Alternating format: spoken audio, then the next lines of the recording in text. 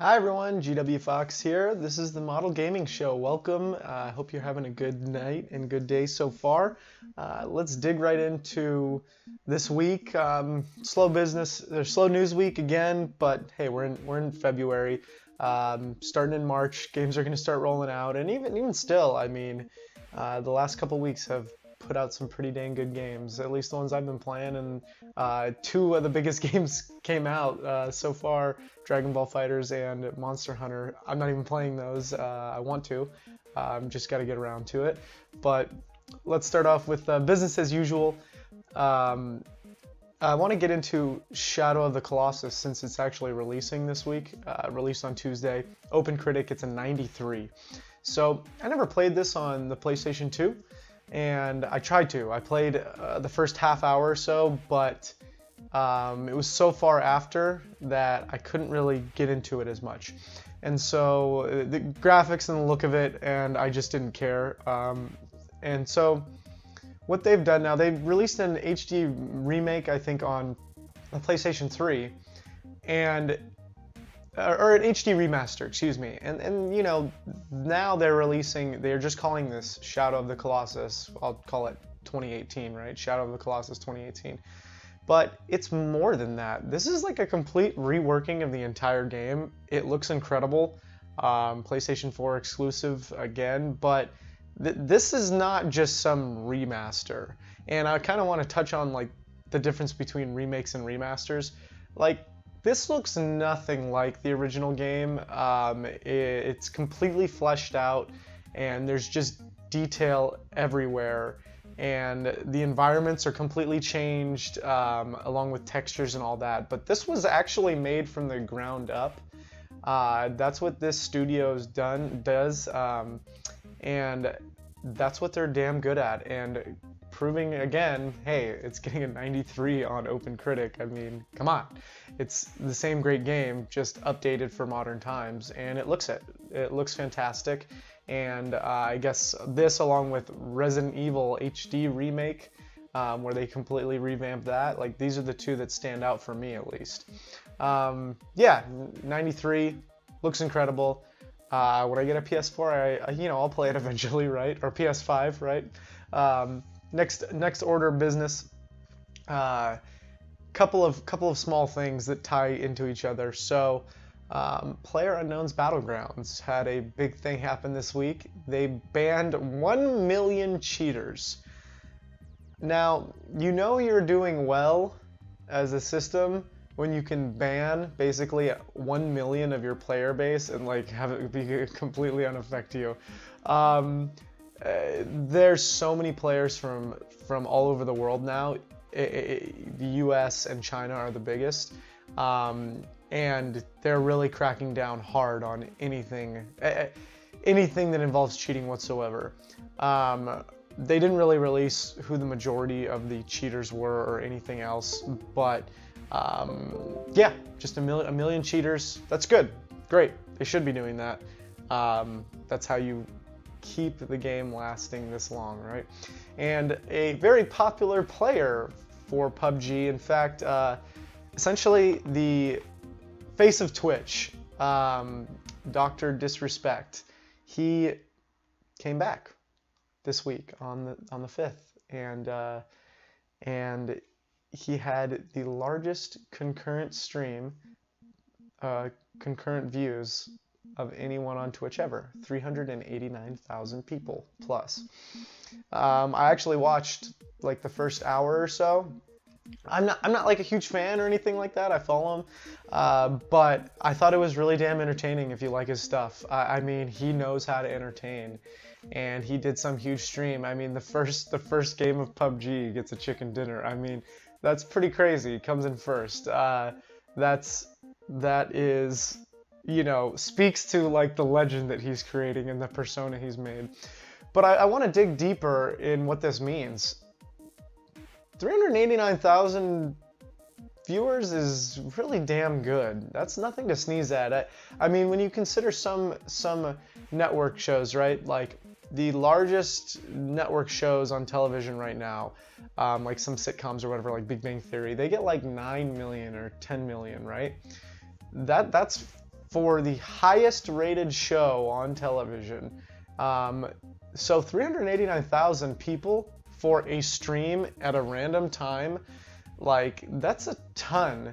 That is live too. That's what's crazy. And so this just bodes well, right? I forget his name, Tyler something. He's a League of Legends player. Came and had like 386,000 not too long ago when he came back. So there are great personalities and great entertainment to be had on Twitch, and you can see that it's evolving and growing, and it's going to have to change. It's got competing services. Mixer is one of them. I think Apple or someone, I'm blanking, but someone's creating another one as well. I think it's Apple or Google or something like that is going to get in on that. I still think Twitch is going to be the biggest because it's backed by Amazon. And right now they've got the lead, right? They've been in the position of power for so long, and they keep updating and upgrading. And for me, it's the simplest to use. That's why I use it, and it's the most well known. So that's where everyone, you know, is. But it speaks to the, I guess, the growing culture, gaming culture, right? Or really just artistic culture, creative culture that Twitch is becoming so good and so big. I mean, yes, I realize DrDisrespect is an acquired taste, right? It's a persona that Guy Beam has created to play video games, right? And to engage his audience and to create a community, right? But it's a damn good one, and he never breaks character and never you know, even on his pre-hiatus stream, he I don't even know if he broke character then, because it just the way he was doing it. But yeah, it's pretty incredible stuff what Twitch is now and what he's been able to accomplish, and hopefully what that means for Twitch as a whole. No crazy things happening this week, so I wanted to discuss a more business topic and kind of just like a reflection on the industry right now, as Kaz Hirai, the president and CEO of Sony, announced that he will be stepping down in April 1st of this year. And I just wanted to kind of spotlight him, since he's been such a damn good CEO. Even if you don't know who he is or know his name, he's done some tremendous things for their company, not just games, but for their company. And I kind of wanted to touch on those in this little segment here. So he started working at Sony, I believe, in the 80s, or back into games in the 80s, and eventually worked his way up. And in February of 2012, he became the president and CEO of Sony. So basically what happened is Sony had spread too thin all the things they were trying to get involved in. And so basically his idea was, hey, we're going to consolidate, we're going to create he called it like his one Sony plan, right? So basically that idea was to ditch all the following, or ditch all the non-money making stuff, and essentially specialize on 3 different things. So those 3 things were digital imaging, cameras, gaming, Sony PS4, and mobile, the Ericsson line, whatever.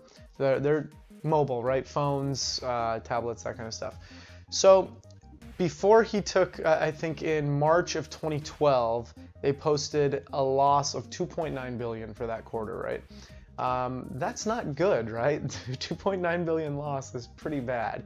And the latest postings that they have as of the first quarter of 2017, they had 1.43 billion in profit.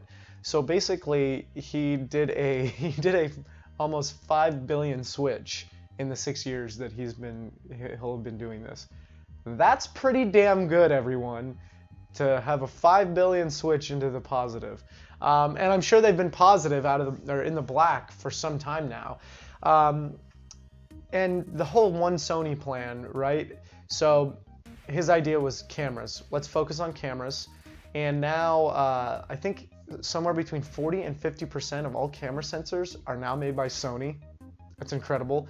Sony cameras, basically they're focusing on DSLR, high-end cameras, and the sensor technology. And they really made friggin' great products. And they started pumping everything out and really doing quality control on that. That's helped them out tremendously. You know, also, you know, they cut out Vio, their laptop brand, got rid of that. They've concentrated less on TVs, digital imaging, but less on televisions. You know, they still have their big money makers and they're going into new technology, but it's become less of a focus, right? PlayStation 4, this is after the PlayStation 3, right? So the PlayStation 3 was hard times for them, super expensive to make, Blu-ray, cell processor, and they definitely learned from that with their gaming this time around. I think it's been out for what, 3 years now? I'm blanking on when it was released. I'm sorry, maybe 4 years. 2014, I think. So it'll be 4 years coming up. But obviously, Sony's been wildly successful. It's shipped like 75 million units so far. It's killing it. It's absolutely killing it. Got Microsoft by more than double. Not only that, the reason why they're flourishing is because of that specialization of, hey, we tried to do too many things last time.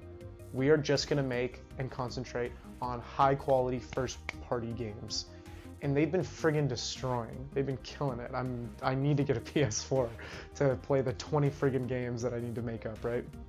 But yeah, they've been killing it on that front. I'd actually love to see their top 10 system or game sales and see what they are, and see how many are first party. But I think it's pretty high. It's probably out of the top 10, because you got to count like FIFA and Madden and stuff like that. It's probably like 6 or 7 of the top selling games are Sony, which is incredible.